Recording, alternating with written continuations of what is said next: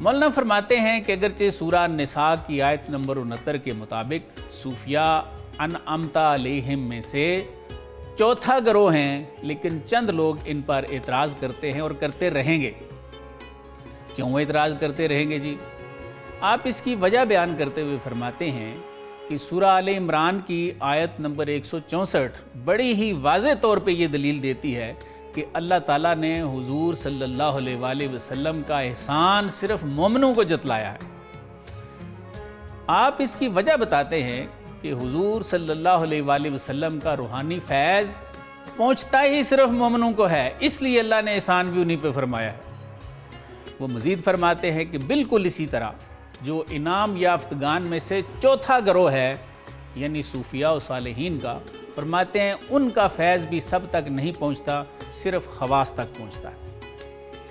عوام تک جب ان کا فیض ہی نہیں پہنچتا تو پھر اعتراض ہی کریں گے۔ مزید فرماتے ہیں کہ کفار نے حضور صلی اللہ علیہ وآلہ وسلم کو نہیں پہچانا، اس لیے اعتراض ہی کرتے رہے، بلکہ کتنی دفعہ تو اعتراضات سے بڑھ کے بعد جنگ و جدل تک جا پہنچے۔ پھر اس کی دوسری سائیڈ دکھاتے ہیں اور فرماتے ہیں کہ صحابہ نے جب پہچان لیا اس کے بعد کسی نے اعتراض نہیں کیا۔ وہی بندہ اعتراض دکھا دے، پھر اعتراض نہیں، ان کی تعظیم دکھتی ہے، پھر تو وہ حضور صلی اللہ علیہ وآلہ وسلم کے وضو کا پانی نہیں نیچے گرنے دیتے، وہ آپ صلی اللہ علیہ وآلہ وسلم کے ناخن مبارک جمع کرتے تھے، وہ تو حضور صلی اللہ علیہ وآلہ وسلم کے جسم اطہر کا پسینہ جمع کرتے تھے، وہ حضور صلی اللہ علیہ وآلہ وسلم کے پیراہن مبارک لیتے تھے کہ کل کو ان کو پہن کے قبر میں جائیں گے تو ان کی بخشش ہو جائے گی۔ مولانا مزید فرماتے ہیں کہ یہ حال صرف انسانوں تک محدود نہیں تھا کہ جنہوں نے پہچان لیا تعظیم کی، بلکہ جانوروں نے جب پہچان لیا تو حضور صلی اللہ علیہ وآلہ وسلم کو انہوں نے بھی سجدے کیے، درختوں نے پہچانا تو حضور کو سجدے کیے۔ تو مولانا فرماتے ہیں کہ بات ہی ساری پہچان کی ہے، پہچان ہو جائے گی تو جھگڑے ختم ہو جائیں گے، پہچان نہیں ہوں گی تو جھگڑے ہی رہیں گے۔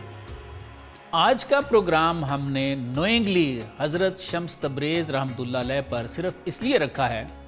کہ ایک تو وہ مولانا روم کے پیر و مرشد ہیں،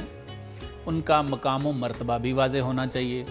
اور دوسرا خاص طور پہ اس لیے بھی رکھا ہے کہ ان کی آمد کو کم از کم 850 سال ہو چکے ہیں۔ تو اگر ہم ان کی تعلیمات بھی دیکھ لیں تو یہ بات بڑی آسانی سے سمجھ آ جائے گی کہ کیا ان کی تعلیمات اسلام ہی کی تعلیمات ہیں